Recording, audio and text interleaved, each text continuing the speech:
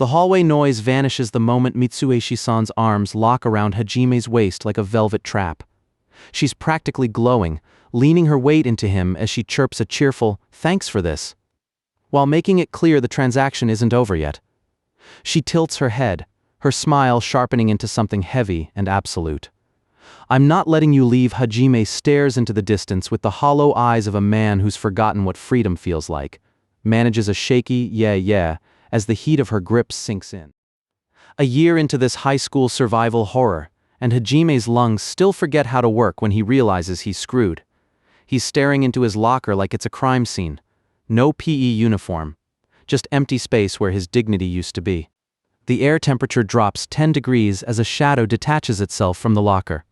Mitsuishi-san is right there, drifting into his personal bubble with the grace of a predator. She tilts her head, her eyes wide and unblinking as she offers a lifeline that feels suspiciously like a leash. "Do you want to borrow my PE uniform?" Hajime's internal alarm is screaming, and he stammers out a desperate plan to find a male classmate, anyone other than her. Mistake. Huge mistake. The light leaves her eyes, replaced by a void so cold it could freeze the sun. She doesn't yell. She just exists at him with a crushing, silent disappointment that makes his soul want to fold itself into a tiny paper crane. "So you don't want mine, huh?" Hajime breaks instantly, his hands flying up in a prayer for mercy as he realizes his free will was always an illusion. The victory is hers. Minutes later, Hajime is standing there in a shirt that's way too tight and smells dangerously like her. She waves a cheerful goodbye, leaving him to realize the true depth of his mistake. It's not just a shirt, it's marathon day. He's about to run in front of the whole school wearing a girl's name tag, and Mitsuishi-san is already gone. Hajime just wants 1 minute of peace with his snack, but Mitsuishi-san has the spatial awareness of a heat-seeking missile. She's already drifting into his personal bubble, eyeing that biscuit stick like it's a signed confession. "Ah, you brought a snack at school." Before he can even process the intrusion, she's leaning in with a look that's way too intense for a hallway interaction. "Can I have some? A mouthful?" The gears in her head suddenly screech to a halt as the phrasing sinks in. Asking for a bite of the literal piece in his mouth isn't a snack request, it's a social tactical nuke. Her face erupts in a feverish blush as she stammers out a frantic, then thank you for the meal." She's spiraling toward a total meltdown until Hajime kills the mood with the cold, hard truth of a hungry student. "Sorry, hold on, I think that's not the right way to put it. The one I'm eating right now is the last one." The morning bell in class 2-3 hasn't even stopped ringing before Mitsuishi-san is on the hunt. She moves through the aisles with a silent feline grace, her eyes scanning for a trace of him. There it is, Hajime-san's desk, marked by a half-empty bottle of cola sitting like a forgotten trophy. She doesn't just see a drink, she sees an opportunity for a tactical strike in their ongoing war of proximity. She pulls a permanent marker from her bag with the focus of a diamond thief. A quick pop of the cap, and she's scrawling a secret directly onto the plastic, her expression shifting from cold calculation to a faint, hidden smirk. It's the perfect trap, a message written in black ink that stays invisible as long as the dark liquid hides it. The school day ends with the usual ritual of bows and goodbyes, but Mitsuishi-san isn't letting him escape that easily. She catches him in the hall, her hands clasped nervously as she tries to play it cool. Her voice drops, thick with a hope she's trying to mask as casual curiosity. She leans in, searching his face for any sign of a breakthrough before asking, I was wondering if you saw the message in the cola." Hajime's blank stare is a total system failure for her romantic master plan. The frustration boils over instantly. If he won't read her heart, he's going to feel the weight of it. She lunges, burying her face into his back with a forceful, desperate snuggle that nearly knocks the wind out of him. He's left stammering about her being a pain, but her grip only tightens, her silence speaking louder than any insult. It turns out Hajime-san is too good of a student for his own good. He didn't see the message because his parents raised him to throw away his trash immediately. He finished the drink and tossed the bottle before the ink ever stood a chance. She holds up a visual aid, explaining the whole black pen on black liquid gimmick like a frustrated scientist. He just looks at her, the realization dawning that he missed a confession because he was being a responsible citizen. The air in the hallway suddenly feels 10 degrees heavier. Mitsuishi-san stops the games and drops the bomb with terrifyingly flat honesty. "I wrote, I like you." While his brain is still trying to process the confession, she's already pivoting, her voice regaining its assertive edge. If he missed the message on the bottle, he's not going to miss the message in her eyes. She's already deciding their route home, leaving Hajime wondering if his ears or his entire reality are starting to malfunction. The final bell is usually a song of freedom, but for Hajime, it's just the start of his next shift. Sensei is handing out the late again tax, sentencing him to a mountain of quizzes that need grading. But as Hajime groans at his fate, a shadow stretches across his desk, a presence so heavy, it practically has its own gravitational pull. Mitsuishi-san didn't just stay behind, she's been waiting. "I'll do it," she purrs, leaning in close enough for him to feel the heat.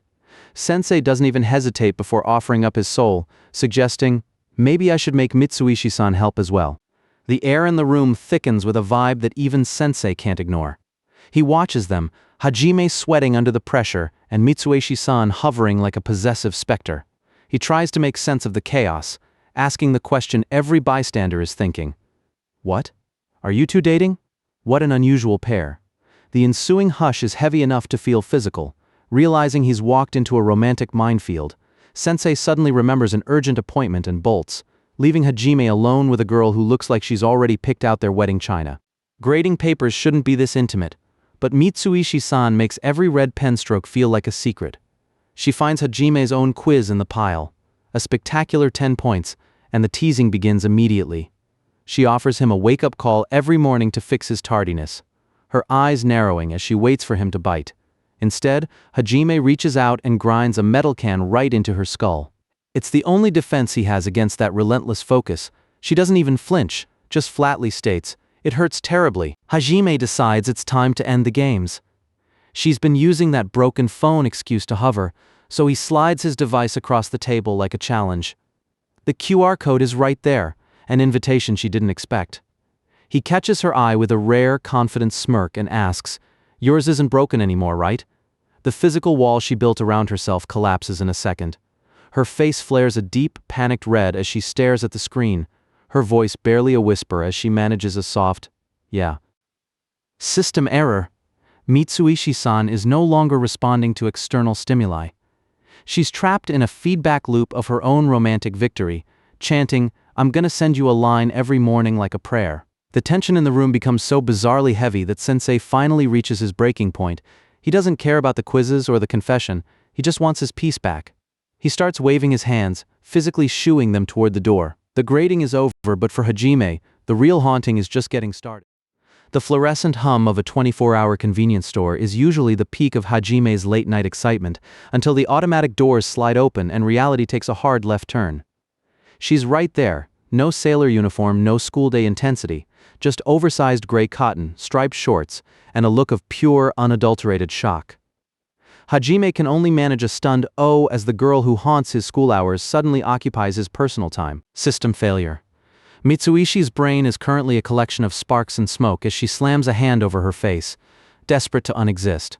She's spiraling, wishing she'd worn anything better than this hoodie, but instead of running, she leans into the chaos. She pivots into a formal greeting like she's meeting a stranger for the first time, leaving Hajime staring at her with dead eyes, wondering if her brain finally melted after that. Was that a marriage proposal moment? If you can't run, regress. Mitsuishi abandons her dignity and pivots into full-blown toddler mode, claiming she's only 3 years old to avoid being Mitsuishi-san for one more second. She starts pulling at an invisible ring, pitching her voice up into a sugary, terrifying chirp. "Yuka is interested in your ring." Behind her, the silhouette of a true predator watches the scene unfold with a grin that spells absolute disaster for Mitsuishi's secret life. The clock strikes midnight, and the stranger act is wearing thin as Hajime tries to make a clean break for the exit. Mitsuishi drops the toddler act just long enough to warn him about being out late, her finger wagging in a familiar school monitor lecture. But the world stops when a third voice joins the conversation.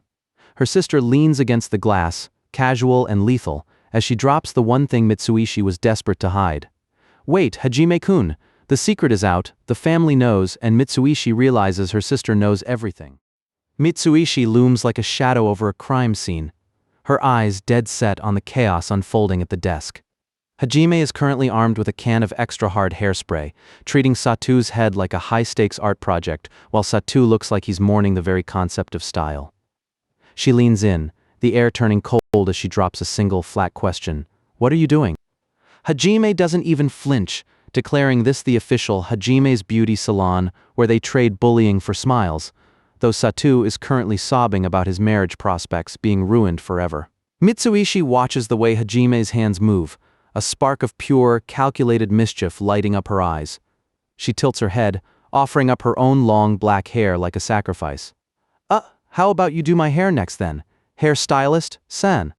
Hajime actually commits, draping his school jacket over her shoulders like a professional salon cape while ignoring Satu's ghost drifting in the background. His fingers are careful, almost hesitant, as they thread through her hair, making the distance between them vanish in the middle of a noisy classroom. Then, in true Mitsuishi fashion, she decides the silence is too safe and drops a total grenade. My breasts feel itchy.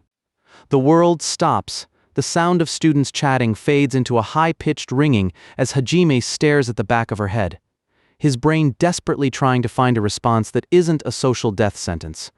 He's a statue, frozen by the sheer, unadulterated absurdity of the girl sitting in front of him. He finishes with a side braid, a surprisingly delicate touch for someone who just ruined Satu's life. Mitsuishi turns, her fingers brushing the new style as she looks at him through her bangs, her usual dominance replaced by a flicker of genuine hope. She leans in, testing the waters with a smile. Do I look cute? Hajime doesn't just agree, he breaks. The honesty hits him like a freight train, and he blurts out the truth with enough volume to turn both their faces a shade of radioactive red. He isn't just being nice, he's genuinely proud, looking at her like she's the greatest thing he's ever seen.